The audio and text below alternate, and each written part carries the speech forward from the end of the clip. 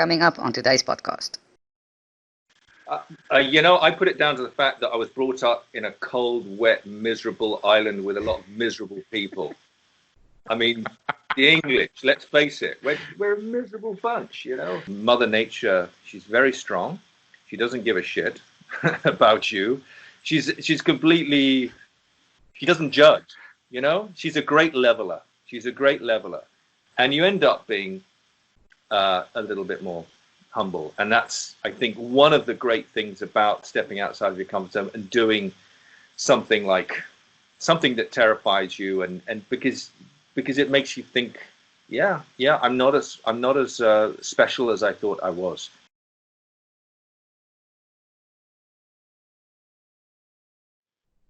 At least I've got the top half kind of vaguely So I'm good. I'm just so happy that I'm not the only one with bad internet, because I said to my wife this morning that she's like, what are you most scared of today having this conversation? I'm like, I'm scared my internet fucks up and I look like an idiot. And then once you send me a message that I'm having pretty poor internet right now, I'm like, yes, I'm not alone with this challenge. I just woke up at 3 o'clock in the morning. I'm like thinking, holy shit, I forgot the internet's really, because I thought I thought podcast, audio, and I forgot that you're going to be doing visual as well. And anyway, it's fine. So we'll see how. So if it goes pear-shaped, then like I say, I'm going to be somewhere on Sunday where it is much, much better. I guess we'll see how we go. We see how we go. My first question I want to ask you is like an official question. Do you sometimes walk around, or do you sometimes wake up, or do you sometimes just think, fuck, I've got a Guinness World Record, and that feels pretty cool? No. I know that it's a sort of a useful thing to have, but personally, I really couldn't give a shit. Yeah, I really couldn't give a shit. I mean, that sounds a bit flippant, but it's everyone gets it's useful, for example, to go into schools and kids are like, oh yeah, Guinness World Records, and it helps people kind of frame who you are and to understand. But really, I'm not that bothered. I'm not that bothered about it. No. And I wanted to ask you, because with listening to some of your speeches and doing some of the listening to what maybe BBC or a few other type of, you spoke to some Scottish geography thing. And the one thing that I heard you say is nature versus nurture and what creates us. And I wanted to know, what was it that many people get crazy ideas? For example, let me cross the world. But very few people actually act on them. What was in your culture or upbringing, or maybe your family, what was it that made you different, where you actually had an idea and you pursued it? I put it down to the fact that I was brought up in a cold, wet, miserable island with a lot of miserable people. I mean, the English, let's face it, we're a miserable bunch, I mean, why does a tiny little island like this, why has it produced so many people who sort of gone to the far corners of the earth and made other people's lives miserable? I'm sort of half joking, but yeah, growing up, I mean, England is it's a very class-orientated society. It still is, even though things have improved, certainly. But just growing up, I thought, okay, coming from my family, so my dad was in the army. It was a services family, so we were all over the place in Africa, and mum was brought up in Kenya, and we were out in Middle East and all this kind of stuff. And anyway, so we settled in England, and growing up, I just had this sense of claustrophobia with just the way things are here, and just the way that, depending on what family you are born into and the upbringing that you get, the school that you go, where you're expected to go in life in terms of your career, the kind of person you might end up marrying, relationships, the clothes that you wear, everything is kind of very prescriptive, it seems, from that background. And I railed against that growing up, and I went through, I played in bands, I was in London, I'm just pretty anti-establishment. And so when I had the opportunity to travel, I'm very lucky, because not everybody gets to travel. I just thought, okay, I'm out of here, I want to expand my mind, I want to find out what else is out there, how other people think. I want to find out who I am. I mean, as a young, 18, 19-year-old, you don't know who the fuck you are. So the best way to find out who you are is to get out of your comfort zone, get away from all those people who reinforce your perception of who you think you are, or your friends and your peers and whoever, and society, and go out and just put yourself in situations where you're uncomfortable, and that I think is when you get to learn about yourself. I think it's very difficult in modern society for certain individuals or children to go through that process. Something that happened in South Africa was that we had conscription where you had to go to the military for a year or two about 20 years ago, and that was almost like a rite of passage where you became a man by doing something extremely hard. And kids my age or my peers, we grew up where we didn't have that. So once you finish school, you're a bit like, so what do I do to prove to myself that I'm a real man? And it used to be like you would go to the bush, or you would go fight, or you would just do very strenuous activities. And people my age, what we did is we went to the United Kingdom, where you try to start a new life. And that's, for us, one of the most difficult things, especially if you grew up like me, where I landed in the UK with 500 pounds, and then Transport for London fined me 50 pounds on my first day because I swiped my oyster at the wrong place, and I found myself, so I'm like 10% of my savings. And that's something extremely difficult, is creating a new life somewhere. And I wonder, what do you think kids these days can do to almost challenge themselves? Because it is so safe everywhere, not everywhere, but generally I think we've evolved as a society and civilization where it's a lot safer in certain respects than what it used to be. I don't know if you agree or disagree, but what do you think kids can do these days to prove to themselves that to get that kick out of life? So I mean, in a way, it's almost more crucial than ever that people travel to open their minds and to not just settle with. We're all different, and I just feel like I'm one of those kind of slightly, misfit characters. I was always going to have. I couldn't just go down the conventional path, and a lot of people are. A lot of people are quite happy. The vast majority of people, fortunately, are trying to find out or trying to prove ourselves. The world would be, a really busy place. There's nothing worse than sort of traveling to some remote part of, I don't know, the Himalayas, and the next around the next corner, there's another Englishman. It's like, no, I've come all this way to get away from people of my own kind. I'm sort of joking, but yeah, in answer to the question, and the other difficult thing is, how do you travel in this day and age without jumping on an aeroplane, which is so easy? Yeah, we are. One of the problems we're facing is climate change and trying to mitigate carbon emissions, et cetera, et cetera. So one of the conversations I have when I go to schools and talk to young people is, how do you do that? How do you transfer more carbon into the atmosphere? But also, how do you get out in the world and become part of the solution, which is to become more empathetic and understand different cultures, and to bring that information home, because the people at home, all they get to read, all they really know is what they get through the media and the news and the newspapers, which is always going to have an editorial bias. No matter how unbiased it is. So I think there is an imperative for individuals to still travel. And I think you can do it you can do an awful lot just jumping on a bike. I say, and I've got a friend, Alistair Humphreys, who would be another great person to interview, by the way. And he started this whole movement in the UK called micro adventures. So you don't have to do an around the world journey to have a huge adventure and to learn about yourself. You can do it in your backyard. When you get back from the office at 5 o'clock in the afternoon, you can jump on a bike, you can go and do something locally, and there's just, once you start exploring your local area, either on foot or on a bike, there's an awful lot that is just right there that you didn't know even existed. Yeah.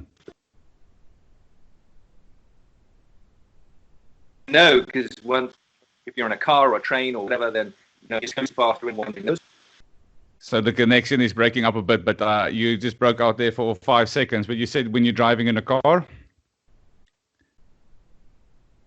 Yeah, so, we're so used to traveling fast in modern, in modern life. Car, trains, planes, and when you're traveling that quick and you've got that pane of glass that's, kind of between you and your surrounding environment, you don't really understand what's going on around you. So my suggestion is that you can still get out on a bike on your flat feet and have adventures just locally without producing a lot of carbon emissions, and still get to have adventures locally. I think it's interesting with this lockdown where in South Africa at the moment, we've got one of the most strenuous or stringent lockdowns in the world where you're not allowed to do anything outside your house. However, you are allowed to walk to the shops to go purchase something. And obviously, if you're middle class and up, you will be driving with your car to the shop to go purchase something. So something that I'm doing at the moment is that I'm just walking to the shops because I need an opportunity to get out of the house. And I needed to buy, I can't remember, let's say I needed to buy milk. I chose a shop that was something like 6 miles away. And I just walked there, bought the milk, and I walked back. And I just realized again how disconnected we are from the environment and nature and what it actually means to be a human, where it's this weird thing of you leave your house, you walk 5 meters to your car, you travel an hour, you get out of the car, you walk 20 meters to the person's house that you're visiting, and you've traveled so much, but you've done none of the traveling. So just walking around in my neighborhood, it was fascinating to see and experience. And I think we're lucky here in Africa that there's such a variety of little creatures that you see when you start walking. And I think people miss out on that. Yeah, absolutely. And it is convenient just to jump in a car and get there, and get there that much quicker. But I think that once you start counting up the cost of the fuel that you have to put in the tank of your car, keeping that car running, the wear and tear, and then just the fact that you're not getting any exercise if you drive that car, there's a lot of sort of benefits to forcing yourself a little bit to, like you said, walking 6 miles to go and get your milk. It's like, okay, it's taking you maybe half an hour longer or maybe longer than that. But think of all the benefits that you've got. You're physically, you're working out, you're saving a bit of money. You're more aware of, like you said, these animals and the ecosystems around you. It makes you more appreciative, and you're not belching carbon. It's almost like it's a total win-win situation, but it takes a bit of self-discipline, especially when we don't have a virus lockdown. It's like, what's going to happen after the restrictions ease? It's like, are we just going to go back to the way we were before, or are we going to try and be a bit more proactive in terms of making those slightly harder choices to make better lifestyle choices?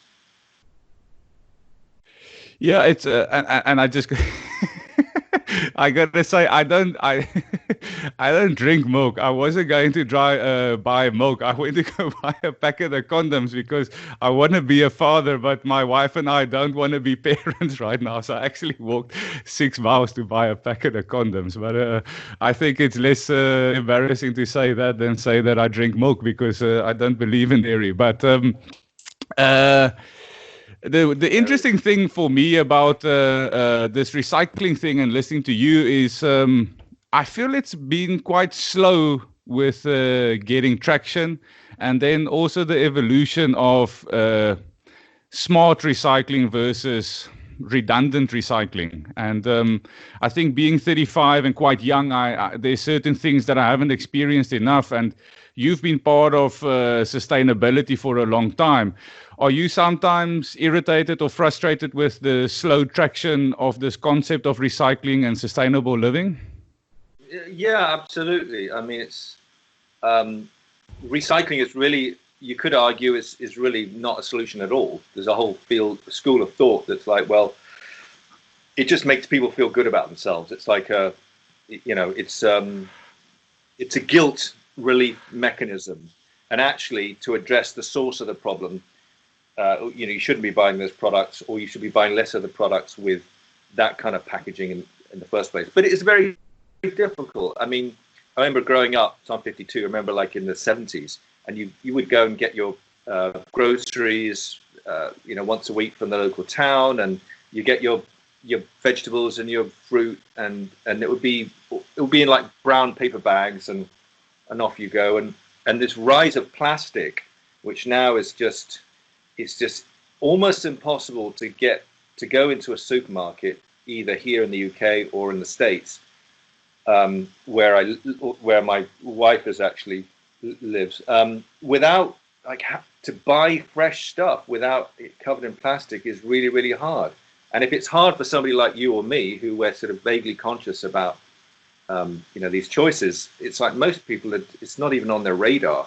It was getting a bit better, but with the supermarkets, they were starting, because there was a program that came out on the BBC, Blue Planet, with David Attenborough, and there was a very powerful piece of storytelling involving a whale calf that died of plastic ingestion, and that just sort of captured the whole country's mood, and then there was an uproar, and finally the supermarkets said, okay, well, we'll start producing produce with less packaging, especially grocery items, but now that's completely gone by the wayside with the virus. We're back to everything smothered in plastic again. So it is really hard to make those right choices as a consumer, as an end consumer. It's really tough.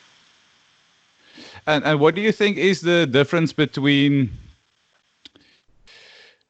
I don't know how to phrase this, but what needs to change within the human psyche or psychology or way of thinking for us to become sustainable? And is that possible? Because I wonder sometimes, if we look at politicians, we sometimes say, oh, we wish they would make decisions that is good for us as a society rather than for their political careers. But I don't think it will ever change. And I wonder with recycling if it's not something similar, where what is it that stops us from, as a consumer, as a corporate entity, maybe as government, to buy into sustainable living?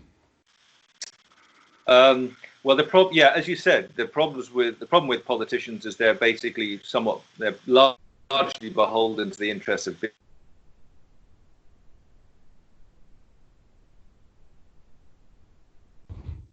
if ultimately it's about making money for their shareholder base, then why would they change a system that currently is streamlined in terms of their supply chain? They've managed to optimize the whole process where they can deliver food to your local supermarket that probably shouldn't, it's grown like 2,000 miles away and it's flown in, and the only way you can do that is by packaging it in plastic. So the whole thing of so big businesses are in league with the political system, and so how does the individual feel like they can make a difference and actually make a difference? And I think that's social media obviously plays a big part in terms of how you actually and the mindset, I think, of sustainability is a really interesting one. I've been lucky enough to spend a long periods in a small boat out at sea, and that for me became a really useful way to understand how to live in a closed system.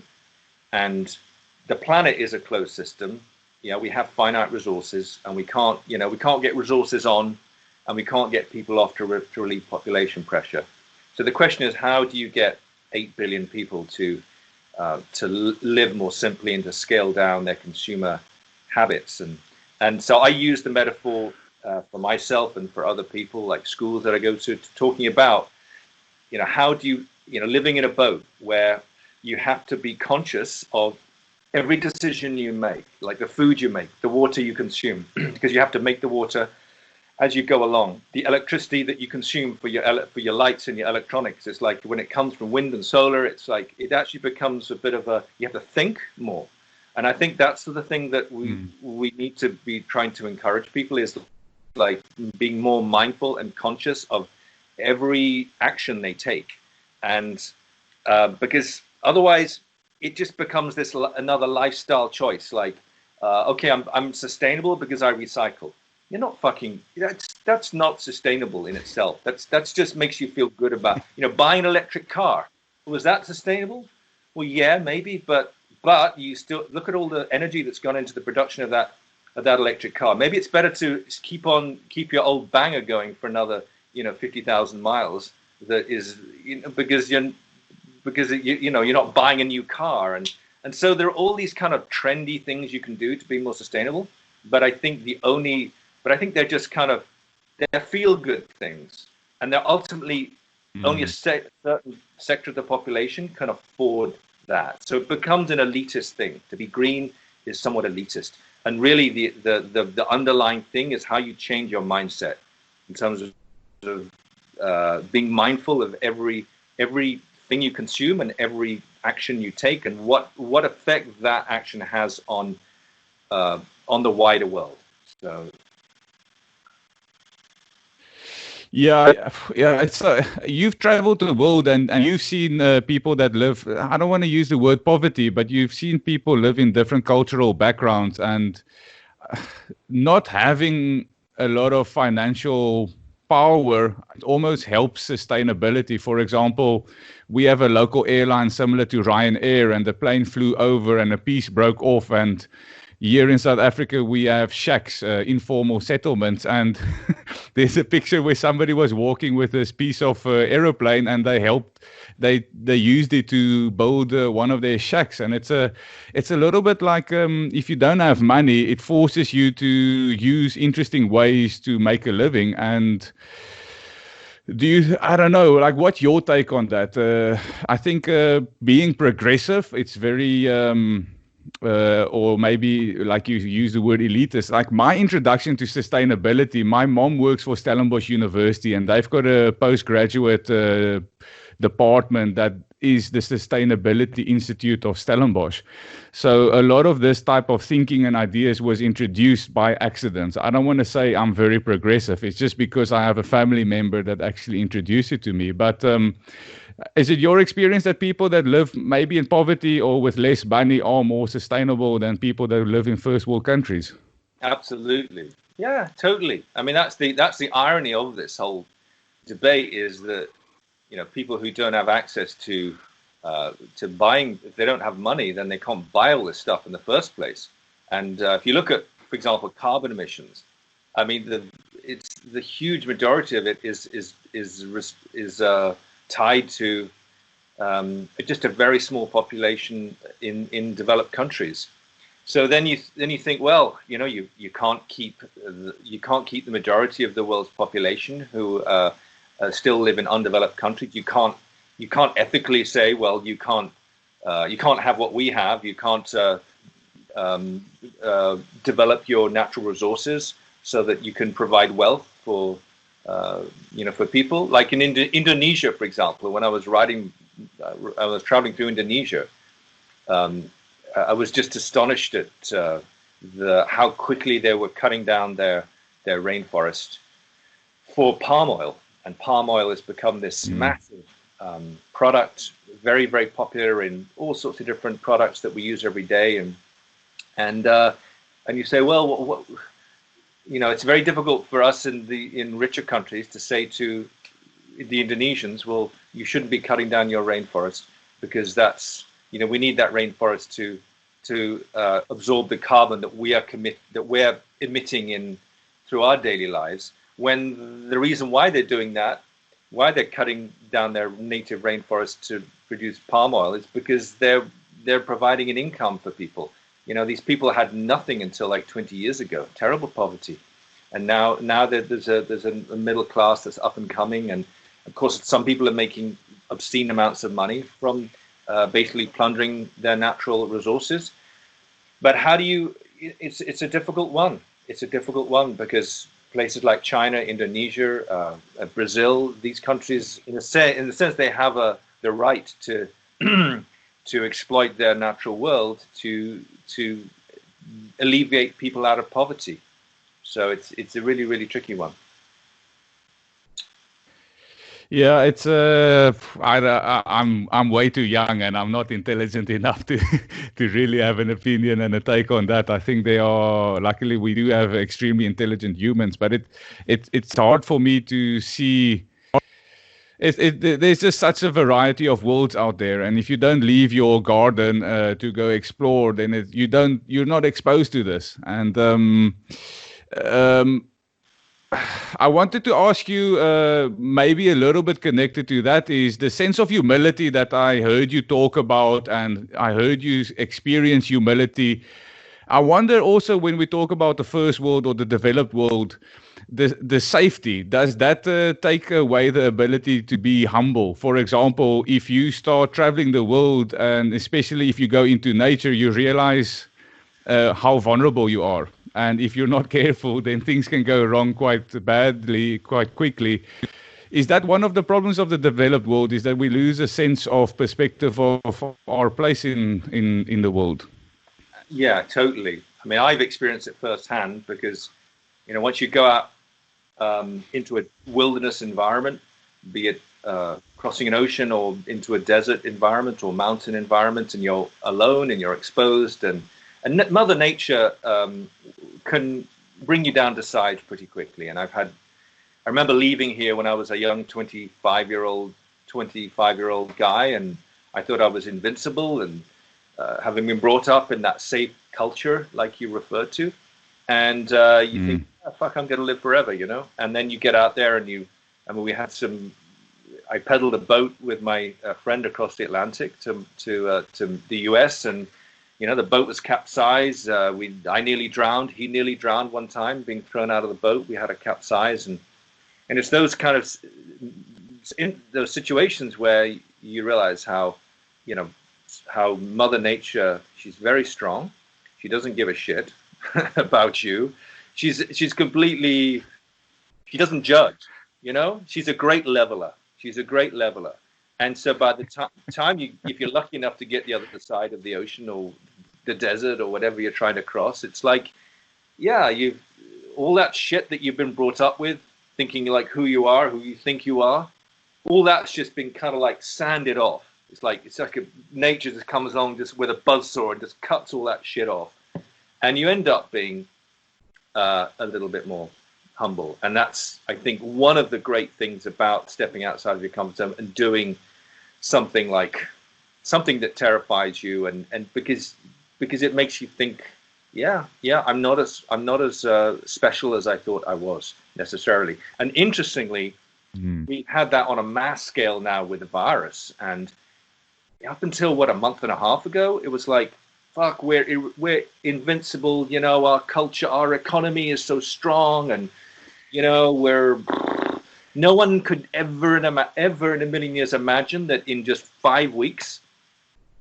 we would be brought to our knees by a little tiny thing you can't even see with your naked eye.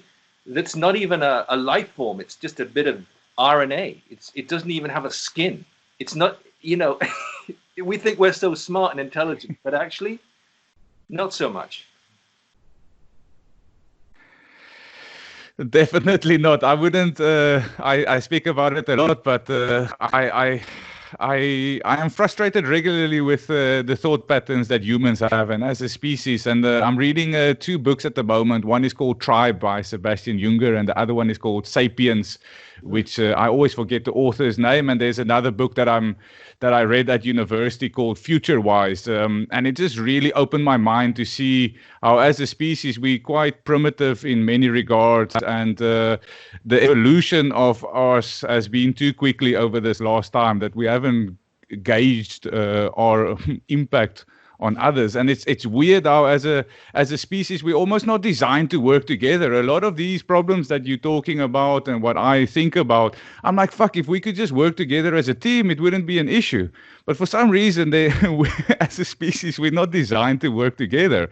And it's so sad. Like I listened to this part where somebody, I think it was Indonesia or Asia somewhere, somebody wanted to grab the GoPro off your head, and then there was a Muslim family that helped you. And it's beautiful, but it's sad that kindness is beautiful and it's not the norm. That you surprised, you spoke about the French family that helped you push the boat into the water, and that we always surprised with the beauty of people helping us. And as humans, that's just not the status quo or the standard approach. And that's one of the reasons why once you get out there and travel in the world, and you realize that underneath all these differences, these cultural differences, be it language or color of skin or religion or whatever it is, actually people are pretty much the same. I know that sounds a bit of a cliche, but it's fucking true in my opinion. And I've had plenty of experiences of that. I think interesting you've read Sapiens, by I think his name is Harari, Professor Harari from Yeah. But he talks about a bit like Jared Diamond, who's another kind of hero of mine, who's a geography professor at UCLA, and he wrote a book. One of the books he wrote was Guns, Germs, and Steel, about why is it that Europeans ended up going and essentially colonizing the rest of the world in the 18th, 19th century.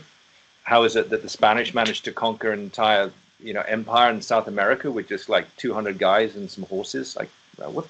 But then he wrote another book called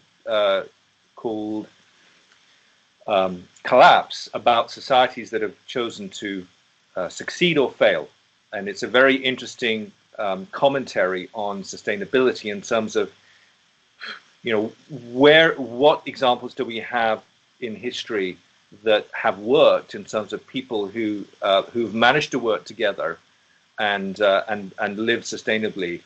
And one of the things that really kind of came out for me was how tribal we are.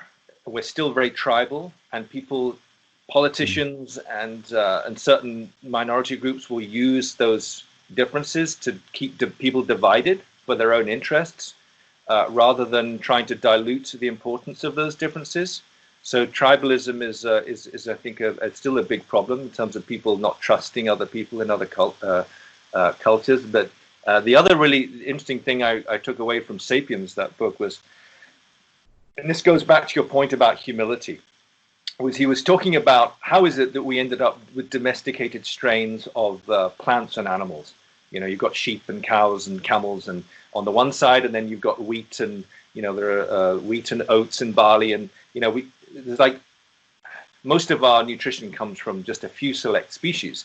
And I think historically we've always thought, oh well, we were smart enough to figure that our ancestors were smart enough 13,000 years ago to choose those animals and those plants.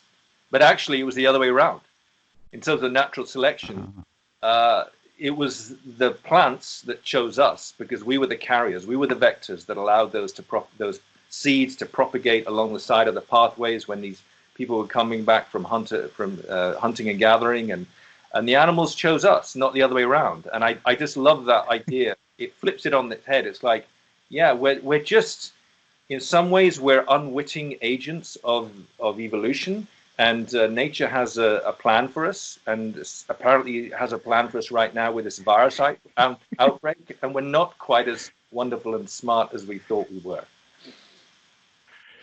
Yeah, I love that. One of my friends told me a few years ago, it's like I don't know if it's true or not, but it's like if you imagine wild dogs, the best thing that they did for their species is to decide to stop being wild and let humans take care of them. Yeah.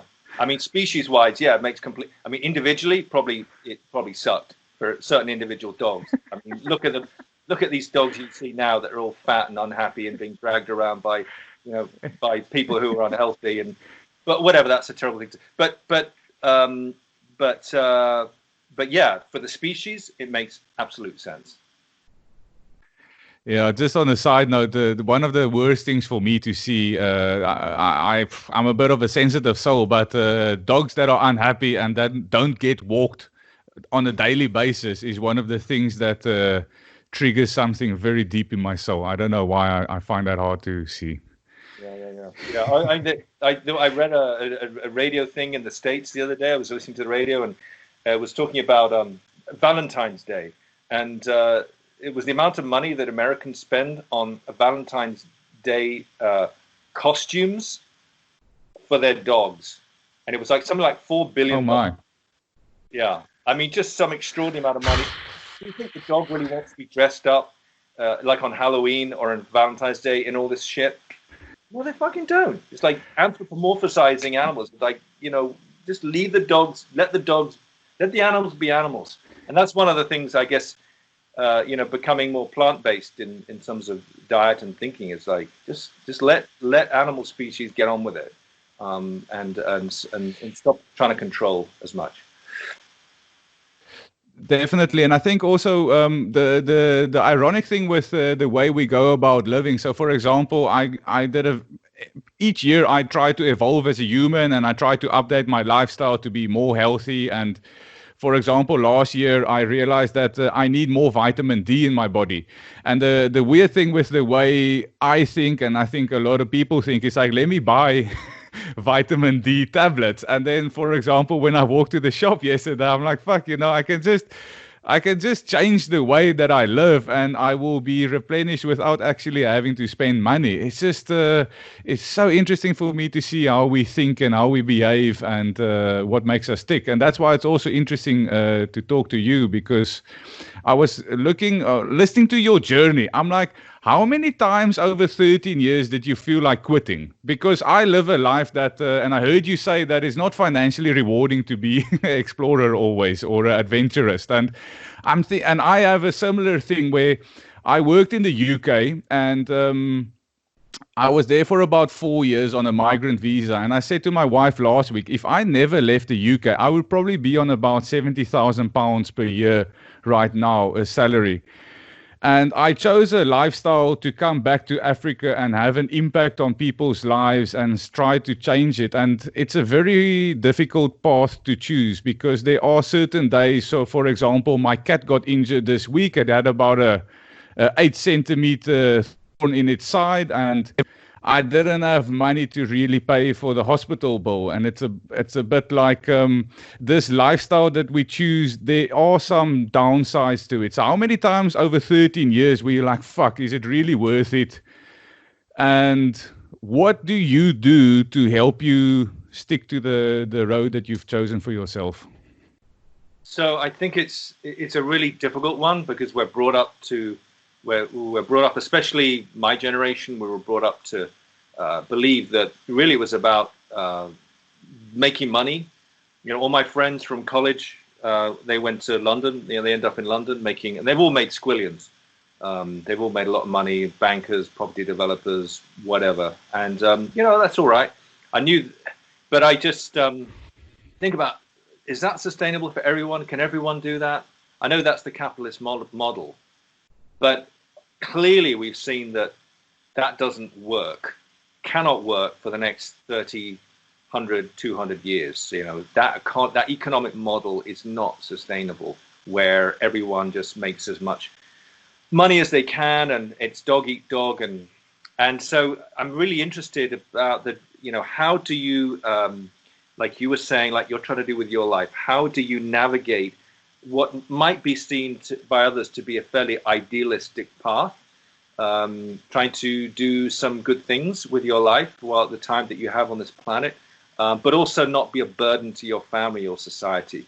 So during my journey, it was difficult, because I remember the hardest parts were when I felt like giving up, was not during the actual physical legs across oceans or across land masses. It was when I arrived in a new continent, like arriving in Australia, fuck all money, and then having to, hit the nearest phone box with the yellow pages and start making phone calls, booking talks, making money, and so that aspect of it was exhausting. Like not having any money at all can be very, very debilitating. So it's, I guess, what I kind of learned over many years is like the trick, I think, is to try and shrink your overheads down as much as possible. So the amount of money you have shelling out for rent or mortgages or whatever, all this stuff, if you can reduce that as much as possible, then that allows you more time in the day to do stuff which makes your heart feel better, like feeds your soul. And so it's a balance. It's a bit of a balance to find, so that you have enough money to survive and do what you need to do, but you don't have so much money that becomes itself a hindrance. And in the middle there, I think there's a middle ground where you have enough money to have a roof over your head and food in the fridge and all that good stuff, but you're not complete. The whole day is not just gone with chasing money, because you have huge overheads, and therefore you have more time with family or with your animals or outside in nature, and you're also maybe consuming less, and you have fewer emissions, and it's better for the environment, that kind of lifestyle. So it's a sort of a modest, I think what we're really ironically, coming to learn here through the virus, especially, is modesty and being more humble. And if you look at all the prophets through the ages that tried to tell us how to live better, be it Christ or Muhammad or Buddha or whomever, they all said the same thing, which is just live more simply, and now we're finally starting to get the message that it's not just better for ourselves, it's also better for the planet if we live more simply and more humbly. And it's weird because the realization for me from this lockdown is that if I want entertainment in my life, I want to introduce stimuli, for example, go to the cinema, or I want to do something.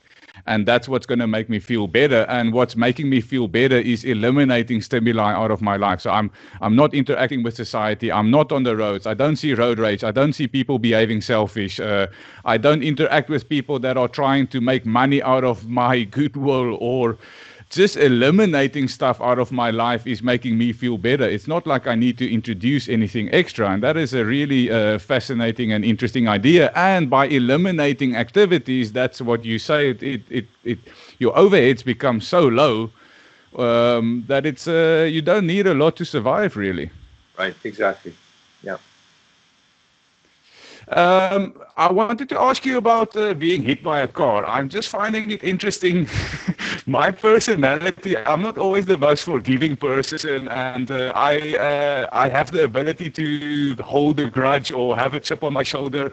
And I was wondering, you did speak a little bit about, from what I heard, about being slightly a rebel, and I was wondering, what's the emotional process like of being hit by a drunk driver, from the actual event occurring to the experiencing the anger, dealing with that, dealing with the setback, and then at which point do you actually just let go of the whole process and let go of the resentment because of the major impact that it's had on you and possibly permanently? I don't know if you have aches and pains still today. So actually, it's interesting because this sort of ties into what your previous guest, Robin Wolf, was talking about in terms of trauma.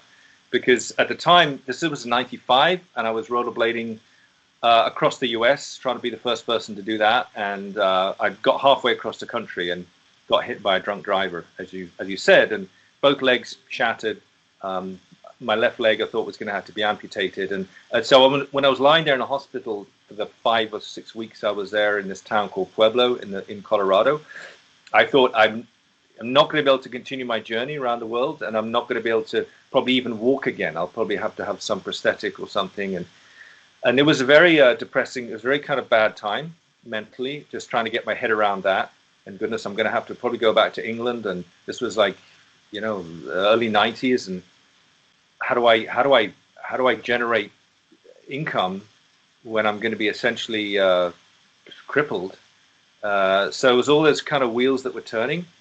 And then I was lucky enough to keep my left leg. It didn't have to be amputated. And I got to finish my skate across the US and get around the world again. And it's funny. I mean, as far as the any anger, I never felt any anger really towards the guy. And he actually came to my hospital, and he was an 82-year-old guy, and he'd been drinking, and he was super apologetic. I mean, you couldn't even make it up. He was coming back from a local Masonic lodge meeting, and he hit and ran and carried on driving down the road. And when the cops asked him why he carried on driving, he said he thought he'd hit a deer. But at that point, my rucksack, my backpack was in his wife's lap, had gone through the windscreen. And so it was a pretty fucked up situation. You couldn't even make it up. But anyway, so he turned up in hospital, and he was just a sweet old guy. And he was really, I think genuinely, he probably didn't see me. He had cataracts. And so they took his license away. So instant forgiveness there was not a big problem. But when I finished my journey, whatever it was, like 10 years later, I realized that I started to get some issues then. I think after finishing the whole thing and then not having processed that trauma. I remember one time walking down the pavement, and I finished the journey. I was trying to write my book, and I was walking down, and I had this completely This car came up behind me, and I had this flashback. And next thing I knew, I was balled up on the ground, just thinking I'd been hit again. And so I did seek help. Not really easy for us cold-hearted Brits to admit that we have problems, psychological problems. So I did go and speak to someone. They said, "Oh, you need to process this shit." So she said, "Well, you need to write, and writing is a great way to externalize unprocessed artifacts that you may have, not dealt with in terms of that trauma." And that was really helpful. So the process of writing my book was actually very therapeutic in that way, in terms of overcoming this unprocessed trauma. I want to give a shout out to Robin, and I asked her if I could say anything for her, but I just want to say that she says that you're her hero and she really admires you, and she's like, he definitely does know that. So, and thank you for Robin for making this possible. On your point there that you just said about Brits not having, finding it hard to be British, what is it a part of the British culture that it's almost frowned upon to have opinions or thoughts, or you're allowed to have it, but it's hard to express it? Because I'm trying to sometimes make peace with what does it mean to be South African. And a big part of the way I got raised here in the Cape Town area is that we got raised with remnants of the British colony and culture. And there's definitely this essence of be seen, not heard, don't talk back. And that is a bit of, there's some sort of a clock that was set into my spirit that even in adulthood, I really struggle sometimes to say something. And if you do it, you have to do it super diplomatically and sometimes beating around the bush because you might cause offense. What is it in part of British culture that is British culture? I don't know. I've been running away from it for most of my life. I mean, my dad was in the army and was very like that. He had two sides to him. He had the public facing side that was sort of the army person, the army kind of face, if you like, and that's what I felt got as children growing up. And I remember thinking, that doesn't feel right. And actually, of course, there was another side to him that I didn't get to see really as his son. And when you're young, you don't really understand why people do that. Why is there this facade that people in positions of responsibility or power, or if you're part of an institution like the military, or if you want to go into politics, maybe you have to adopt this kind of persona in order to get along. And I'm guessing it was a sort of a bit of an artifact from the Victorian era, where men and women were sent off to remote parts of the British Empire, and they were expected to control huge geographical areas and enormous numbers of people, the local population, just through force of character. They had they didn't have huge resources in terms of being able to control people like these district officers in places like India or wherever. I don't know, in South Africa maybe as well. It was just the only thing that kept the whole show going was just having this larger than life character, force of character, and people just thought, shit, I don't want to fuck with this person, because then it's like, queen, the queen or the king or whoever's in charge, they're going to come sailing over the horizon and kick my ass. That's the way that's the way the empire was run, just through minimal human resources. And I just wonder if that kind of followed through to modern day. I mean, my dad was very much like that. I was just terrified of him growing up, and of course, in later years, and when he was unfortunately passed away about 9 years ago from prostate cancer, and I got to look after him for the last 4 months of his life, and not having really seen eye to eye growing up, when he was dying, of course, I just got to see a different side of him. He didn't need to keep up this facade anymore, and so we managed to reconcile a lot. And I feel very blessed to have been there to look after him. And So yeah, I don't know. The Brits are a funny bunch, but I think we're dealing with a lot of old ghosts and skeletons of dealing with this, of being sort of the top dog, in the world, and of course we've made a lot of people's lives miserable in the process. A lot of people in other cultures, countries, and now we're slightly paying the price for that. Yeah, I find it interesting how people complain. I've read and I've experienced where certain British people complain about foreigners in the UK, and I'm like, fuck guys, you shouldn't have conquered the world 100 years ago if you didn't like that. It's like what you want to do, like. And there's definitely, I remember from growing up as a kid, it's gone now, but there's definitely the sense of patriotism where still there's a little bit like, fuck the English because we were a colony and the stuff that they did to us 100 years ago. It's very interesting as humans how through the generations negativity is passed down, and people still hold on to stuff from a very long time ago. And from your point, it's weird how vulnerability and intimacy, it's a little bit, it's unsafe. It's safer to present a facade rather than voice uncertainty. And you spoke about your father being ill. My father almost died from leukemia, and it was also very strange for me to experiencing him as a human for the first time. He was always this indestructible, larger than life personality, and to see him ill and capable of dying, it was a very weird thing because he always presented a sense of strength and character and assuredness, even if it was done in a very harmful or maybe sideways angle, if that makes sense. I've always wondered that about South Africa, because I was having a discussion with my friend Chris the other day about South Africans, and he used to date a South African girl.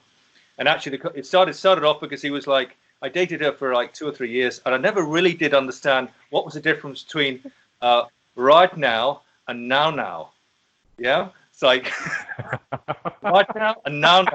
What's the difference? But then that kind of, we got on to talking about how tough and how macho South African guys are. You guys are just like, I mean, us Brits, we feel like complete wimps. You were in London probably after I was in London, but it was like a lot of South Africans, they were running the pubs and they were just all fucking tough guys, and that's a bit like, like the Aussies are pretty tough, but the South Africans take it to another level. So I mean, if I could ask you a question, what's all that about?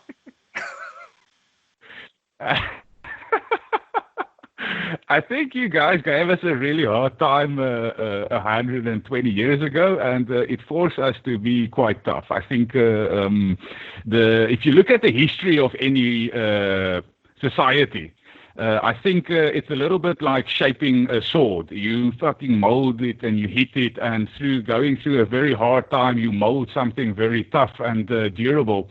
And my wife is Polish, and I've done a lot of research on Polish history, and they've had 1,000 years of dictators trying to fuck them over, and somehow they've never given up. Like mentally, it's not part of the Polish consciousness to give in, and that's why Polish people are who they are. And I think we are obviously, a lot of us are Dutch, a lot of us are English, but definitely being an Afrikaner meant 100 years ago that you were having some hardships, and what happened was that the voortrekker, or the farmer, the boer, had to almost like escape out of Cape Town and travel north.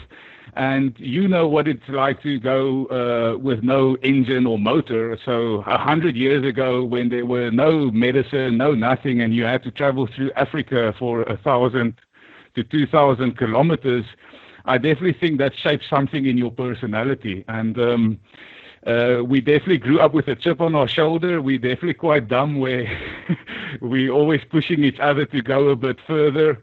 But interestingly enough, you say that maybe Poms or British people are a little bit softer.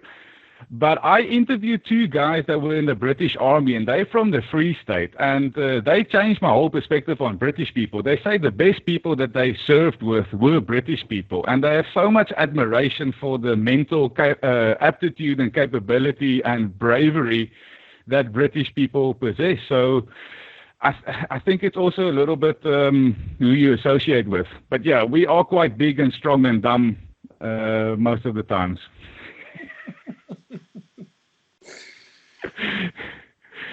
On your point of right now, that's something that comes up. Now means normally about 15 to 30 minutes. Right now means within the next 5 minutes.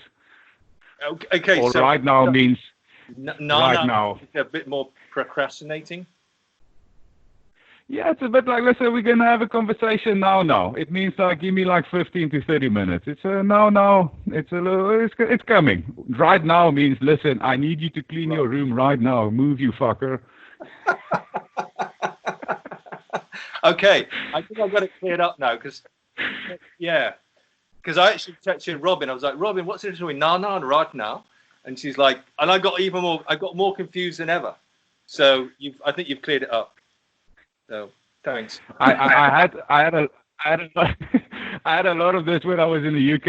I can't say I was in the UK. I was in London. I spent 2008 to 2012. I was in London, and I had a lot of this. And even my accent and my pronunciation, I had to completely change because there is something about the Afrikaans English accent where would you like the bill, sir? And it was, would you like the bill, sir? It's time to remove the rubbish bins. And you had to pronounce everything slightly different. And I remember I had to tell everyone, what the fuck is the difference between right now and now? I'm like, don't you guys know?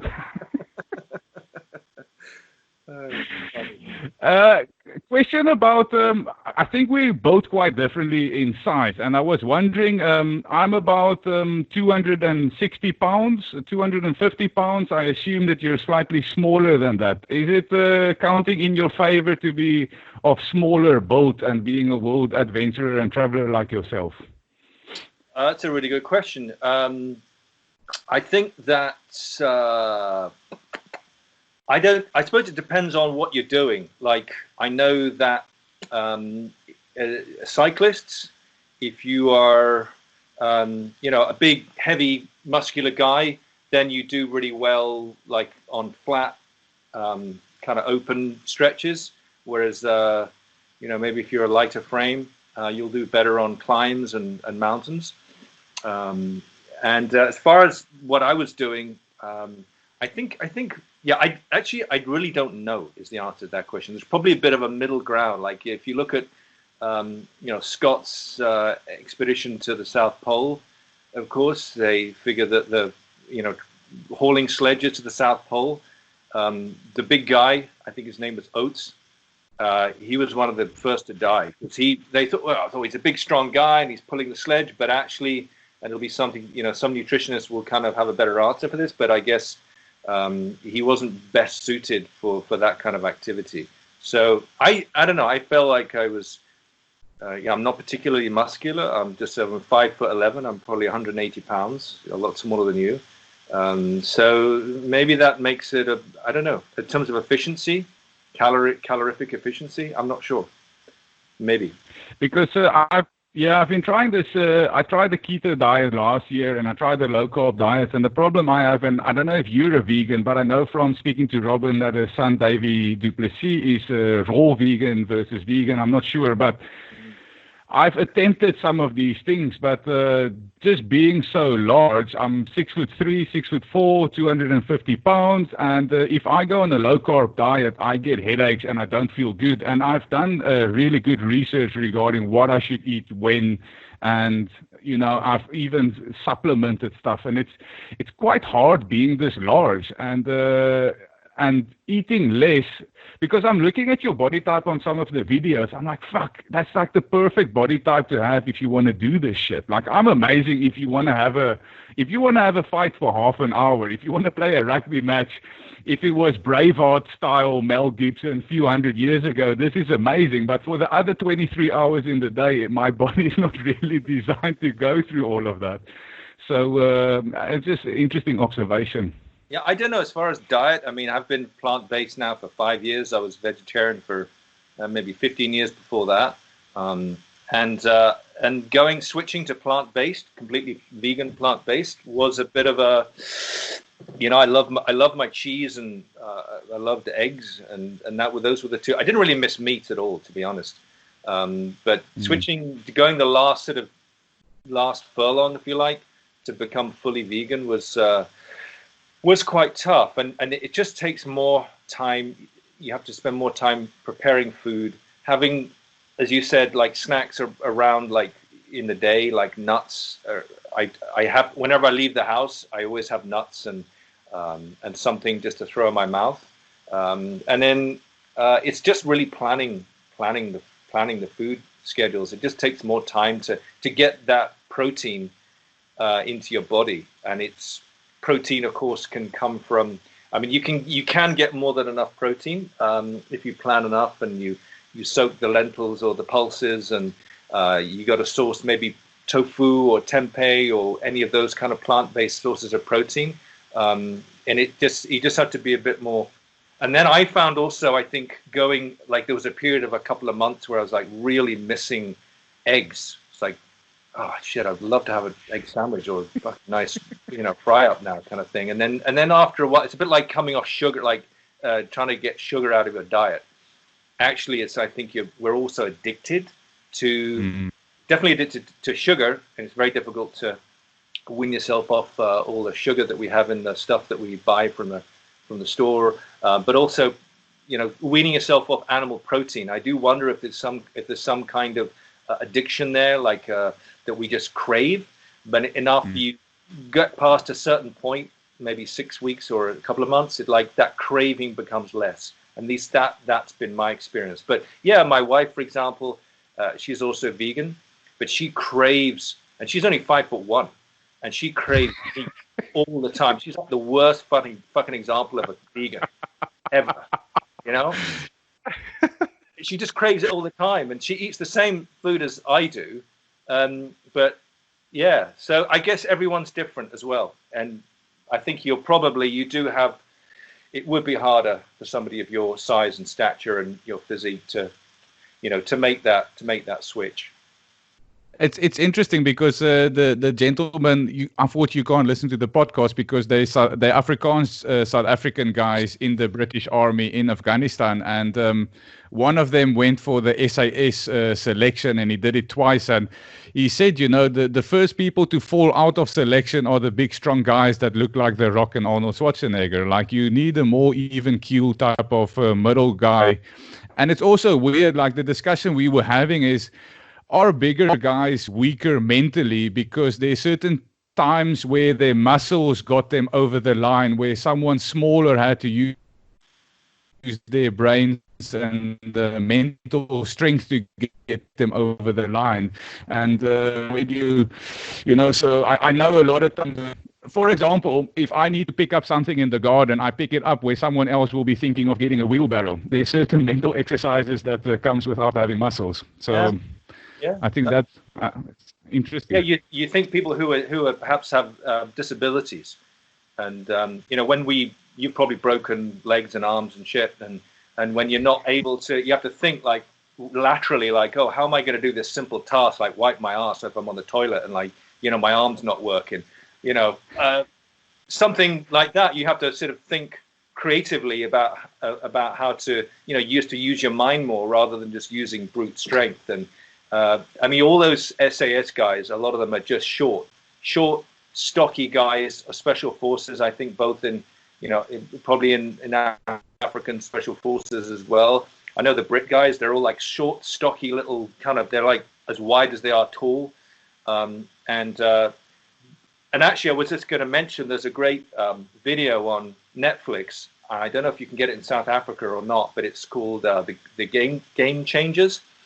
And it goes into this whole thing really in depth, and it looks at pro athletes and how pro athletes that have gone plant-based.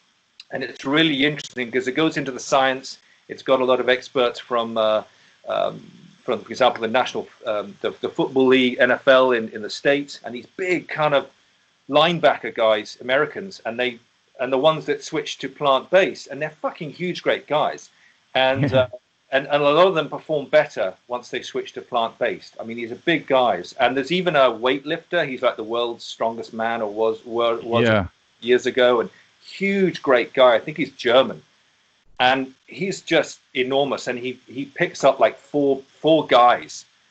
And so it just challenges some of the preconceptions as to whether or not you can be strong, but also just eat plants. And I would really recommend the documentary if your listeners can access it. I would definitely recommend it. Like, it was weird how when I was doing a lot of lifestyle changes where I was going to the next level, I watched this documentary and I was fascinated by it. And then shortly afterwards, one of my podcasting idol is Joe Rogan, and he had somebody come onto his podcast that shot down the whole documentary. And then I think the main guy from the documentary is Chris, and he got Chris onto the podcast to debate this guy, and it's a 4-hour podcast, and it was fascinating to see the discussions. And I like to use the phrase, there's many different ways to skin a cat, please. I love trying different ways to do something in life. And definitely, I think there is being more plant-based, going about it differently. I think Ganges is a wonderful, eye-opener to doing things in a different way. Plus, you have better erections. Yeah. I used to, seriously, man. But is that true? Because that is controversial, because it's not peer reviewed yet. Can you speak on it? All I can tell you is that up until 5 years ago, it was a pretty fucking pathetic scene, I mean, it was pretty sad. When you're 20s and 30s, it's like you're up there, it's like no problem getting a boner. And then, you get into your 40s and now I'm 52, and it's just sad state of affairs, and when you do get erection, it's like how to keep the thing going, and when you were, so this is maybe too much information for your viewers, but like when you ejaculate in your 20s, it's like you can do like 12 inches, it's like fuck yeah, boom, and your 30s you're down to maybe 6 inches, and then by the time you get a 45, it basically ends up on your shoe, yeah. Fucking pathetic. So what I found, it just doesn't even make it. So what I found, I mean, when I wake up now, when I first wake up in the morning, I'm like, I've got a tent. I'm basically like, I don't remember going to sleep in a tent. And it's like, oh shit, wow, I have a massive erection. And I can personally attest to having better erections, just for the record. Yeah. And I'm not. This is real science right here. This is real research and real science, real peer review. Fucking right, man. We are the shit, yeah? Fascinating. Okay, so many questions I still want to ask you, and I know that we're slowly running out of time, but is going plant-based, is that just because of sustainability, or is there other reasons for going plant-based? For me, it's 3 things. In your diet? Yeah, 3 things. One, the ethical piece. So I don't, I don't like how animals are produced mass produced for their flesh. If for example, my sister has a farm up near Oxford, and they're very extensive farmers, and I think if you're going to produce livestock, then there is a way to do it. Where the animals are treated right, and but still, I worked on a ranch in Colorado, and I've been to enough slaughterhouses, abattoirs, and even the most, the cleanest, most, humane ones, they're still horrible places, and the animals know you can tell that they know they're going to get, that they're going to get that they're going to be killed, and and I read some really interesting kind of reports on people who work in places like that, just the psychological health of people who work in meat packing plants, and hear some terrible stories of animals that are not dispatched properly, and I think it's a very kind of violent way to get your to get your nutrition. So there's the ethical piece, then there's the climate change piece, because of course we know that the livestock and dairy industry is responsible for a pretty big chunk of carbon emissions, somewhere between 14 and 18%. And then also I just feel better, honestly, Merv. I feel at 52, I feel better, younger, more limber, more active. I feel better than I did when I was in my late 20s and still a meat eater. I really did. Mm-hmm. And for anyone listening to my podcast, they know that I like mixed martial arts, and I watched this podcast with Rashad Evans, who used to be the light heavyweight world champion in the UFC, and he's gone vegan or plant-based, and he's a lot smaller and leaner, and he says that he feels the best that he's ever felt. You know, it's fascinating to hear a lot of people go down that route. And maybe if I lose more muscle, then I can, I don't know. I would love to see if I can figure that one out. I think you just have to be quite sensible. Yeah. Be quite, probably more so for yourself than anyone else. You just have to be really careful that you do it right, and that you don't starve yourself of essential nutrients. Last two questions. If you could go back in time and give a 24-year-old Jason any advice, what would it be? And what is your next project that you maybe want to say, if you're allowed to say, of upcoming things that you are doing?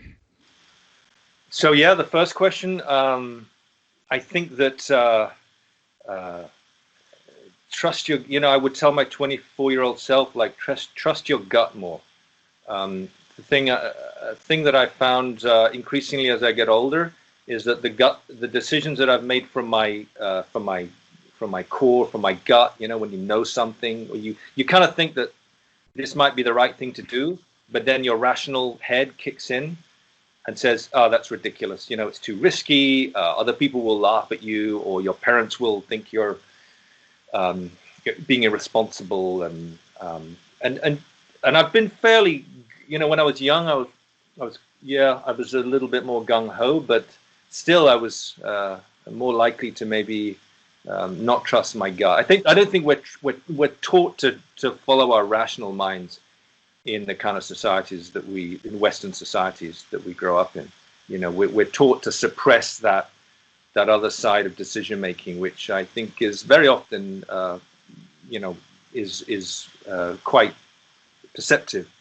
And I'm thinking about things even to the point of life, making life decisions and career decisions.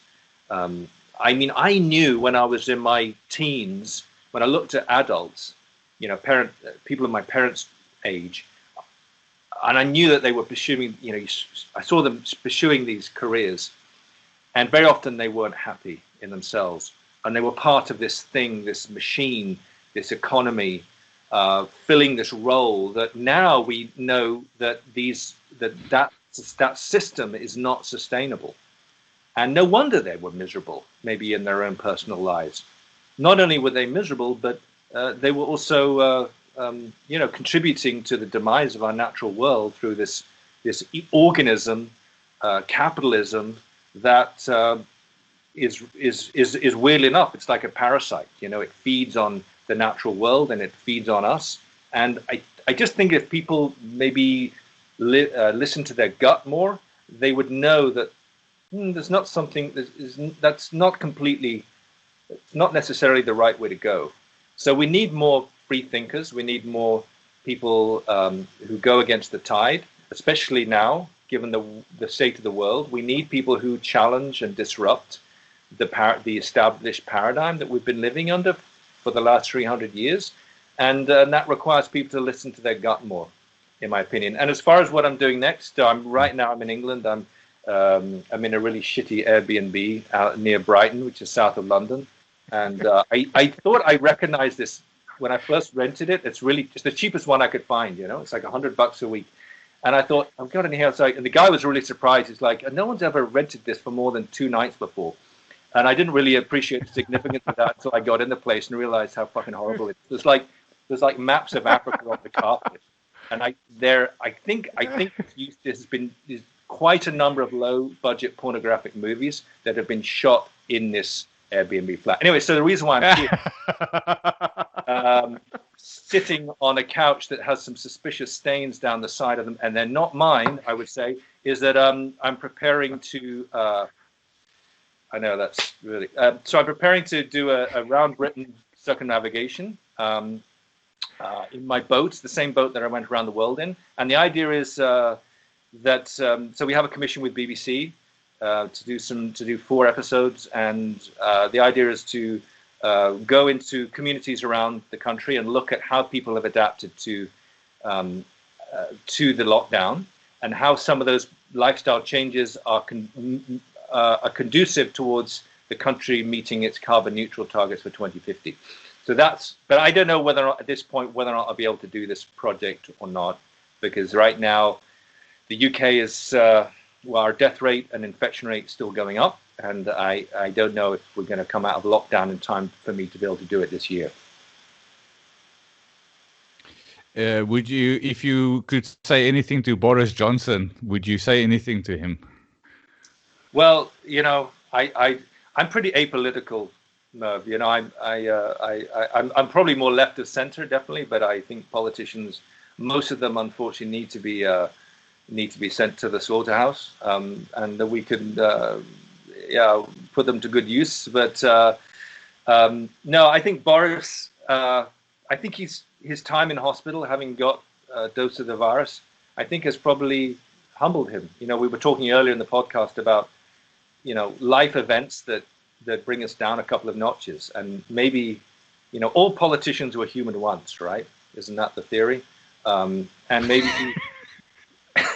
maybe he's discovered a little bit. Maybe he's rediscovered a bit of humanness there through his experience of nearly dying in the hospital. And I just hope that he maybe rethinks how we can restart the economy. I mean, the UK started this mess in terms of climate change. We started, through the Industrial Revolution, we started the whole thing, and I think we have a unique opportunity to show how economies can work differently. So we can, with these government bailouts, I think there should be conditions tied to big business. Say, okay, well, we're going to give you this taxpayer money, but you have to change your practices to be more sustainable, to consider the implications of your practices on the environment. So there's a real opportunity here to restart the economy, but make it greener and to make it less carbon intensive. And I think so. Boris is he has that opportunity to really set an amazing legacy for future generations to look back on and say, yeah, that guy, he really did. He made the right choice there. He did the right thing at that time. Yeah, definitely. And I'm looking on, and it's very interesting to see. I know we're running out of time. I just want to say thank you so much. Please don't go offline. I'm going to stop recording, and we're going to just debrief for a couple of minutes. But thank you so much. This has been a massive privilege. It's been the most nervous I've ever been before a podcast. It's number 50, so it's a nice round number. I just want to say thank you so much. I'm really grateful for your time, and it's been a fantastic conversation. Yeah, it's been great fun. Thank you, Mo. Awesome. I'm going to press stop, and we're going to continue chatting.